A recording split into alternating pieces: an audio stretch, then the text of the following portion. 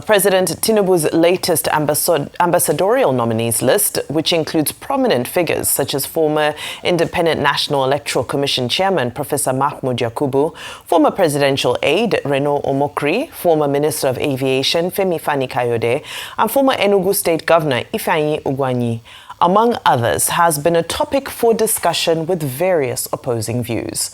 Reacting to the list, Senior Special Assistant to President Bola Tinubu on Foreign Affairs and Protocol Ademola Oshodi has defended the president's latest ambassadorial nominations, insisting that the selections reflect the president's judgment of what is best for his administration and for the country.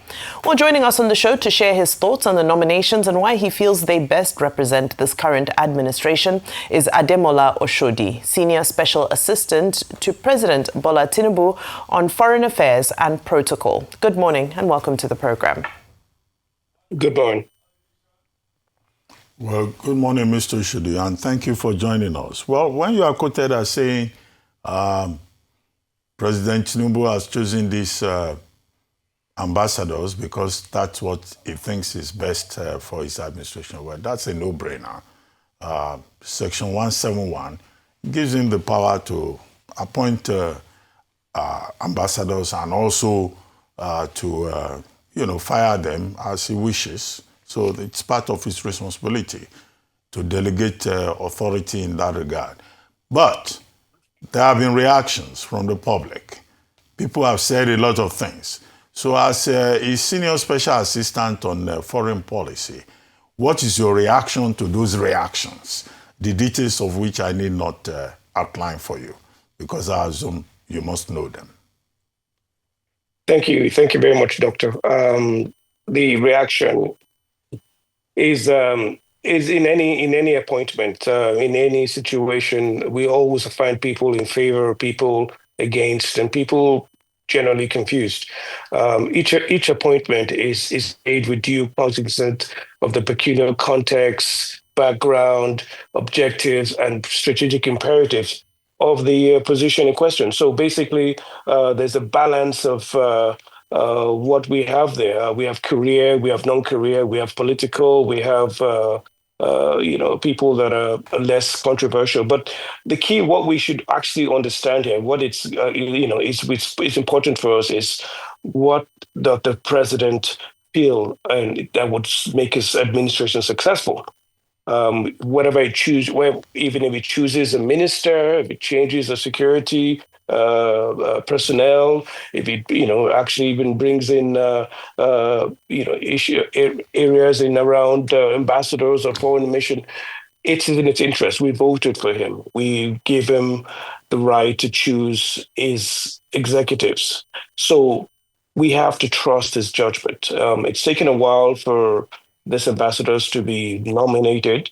And I believe the right time is now for bring national unity and to ensure that Nigerian foreign policy is taken to the next level. I mean, the president has focused a lot on domestic policy. In the past 2 years, there have been reforms, there have been structural changes in the way the Nigerian economy is with subsidy, the removal of subsidies, and also the naira being floated, and other things in taxes. So now I think it's time for our foreign policy to be taken to a different level with these ambassadors and high commissioners. All right. Okay, thank you for that. Now, when we introduced you onto the program, we named a few of the names who are being spoken about that have generated quite a bit of controversy. Former chairman of INEC for one, former minister of aviation, former presidential aide. Now, my question to you is, these specific names, I want you to be detailed. How are they strategic to aiding Nigeria's foreign policy direction between now and 2027? Please, in detail. Honestly, I don't have the names. I don't know all the names offhand. Okay, but you would know Professor Mahmood Yakubu, our former INEC chair. You would know him. Definitely. Basically, we can look at the professor's full year of career. He's been in charge of the electoral body of Nigeria for a good many years. He's helped the elections of 20 2018 and I think 2019 and 2023, and I think he's done generally quite a good job. We have issues, of course, the IREV, and people question the credibility of the election, but all foreign parties, all foreign observers have seen the election generally, represented Okay, that's the views of elections. the voters. I want you to dwell on foreign policy. I said, how is he going to be strategic to achieving Nigeria's foreign policy goals? No, he's not a diplomat. So these non-career diplomats are political. They don't have experience in foreign policy, and neither does so what politics is he bringing to the table? Neither are the ones sent out by the British government or the German government. They're political. Their first thing is loyalty. They're loyal to the administration, and they understand the vision. Okay, loyal to the administration. How did he demonstrate his loyalty to the administration? Was it through his conduct in the last election that he demonstrated his loyalty? No, if you let me finish. Okay. There's also the criteria of national service. Professor Jega has served the country meritoriously for the past 10 years and beyond, even as an academic. So that is also a consideration. I'm just giving you different reasons how the president came to his judgment. There's also ethnic and state balance. He needs to ensure there's a general federal character. So I don't know specifically where the president's judgment on Professor, but I can tell you for a fact his national service has been exemplary. And that's likely, by my own judgment, is why he's been rewarded with this high office. And of course, as you said, his loyalty to the president. Adefemi, loyalty is based on all the four criteria. I said specifically, we don't know exactly what the president decided on. It could be national service, because you can say clearly he's served this country for a good period of time in a meritorious way. So you can't just focus on loyalty and say that is the reason. I gave 3 reasons why he's there, apart from also his competence in this field. All righty. I mean, former Aviation Minister Femi Fani-Kayode, that was a name that jumped out at me when we were first looking at these lists. He is someone who is known for having very strong rhetoric on a course of issues. He is also involved in frequent social media battles, controversial many, many times. How do you respond to concerns that say perhaps a Femi Fani-Kayode doesn't really embody diplomatic restraint? It's not really that simple. The president's reason for bringing in diplomats, especially ambassadors and high commissioners, are based on how he feels that everyone, competence is different. Everybody's capacity is different. Some countries and some people have their skills and attributes that are suited for certain countries and certain situations.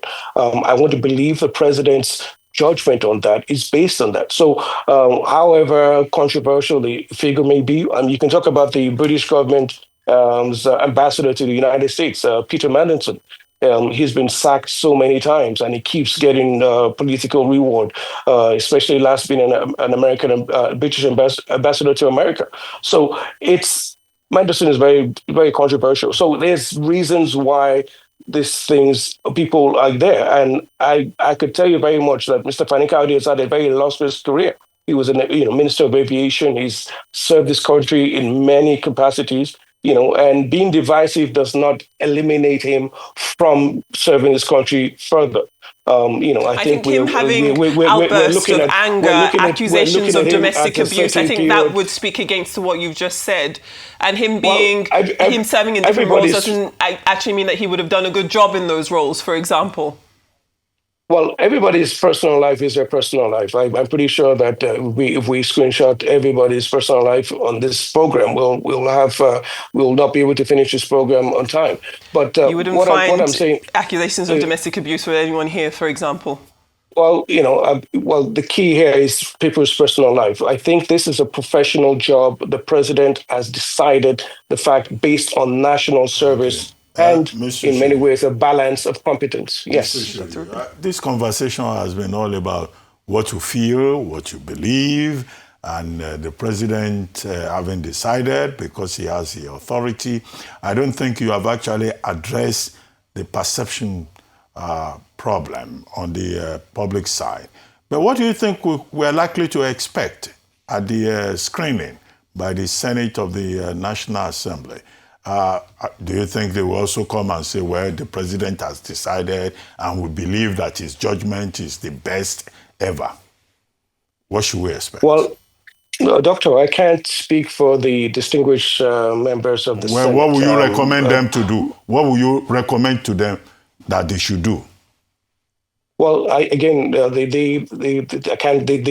the legislative arm is an independent arm, Doctor, so I can't speak for what they will do. I want to believe they will use the right process of vetting each of these candidates. They will ensure that the right questions are answered, right questions are asked, and they get their answers. This is a process that's been on forever. This vetting process of members of the executive. So let's believe that they will do their job and do it properly. But there's also another screening process, which is the DSS. There's also the ICPC. And doctors, there's also the country where they'll be sent to. These countries have a right to accept or reject them. They go through their own screening process also. So there's this extensive vetting process for each of these candidates, and if they do pass them, then obviously they're suitable enough to take that position. It's just the process of getting these people on board. We should look at the fact that the country has been out of an ambassador position for about 2 years now, and this is a time when Nigeria needs it more. We need to be open to be able to communicate regarding our challenges. We need to be able to bring in funds. We need to be able to promote the country culturally. I'm actually in Dakar, Senegal right now, and all I can hear is Afrobeat and watch Nollywood movies. So Nigeria is big outside, and we need these people on station to be able to promote our country economically, culturally, and in security-wise. So it's important we get them on board and get the right people there. Mr. Ademola Oshodi, thank you so much. I heard, however, that there were some grumblings around the president's core team because some people who had expected their names to appear couldn't find their names on the list. I don't know if you're familiar with any such people, but thank you for your time today. Do you know some people who are unhappy that their names are not on the list? I'm sorry, but if I did, I would not mention it on national TV. I had to try my luck. Thank you so much for your time.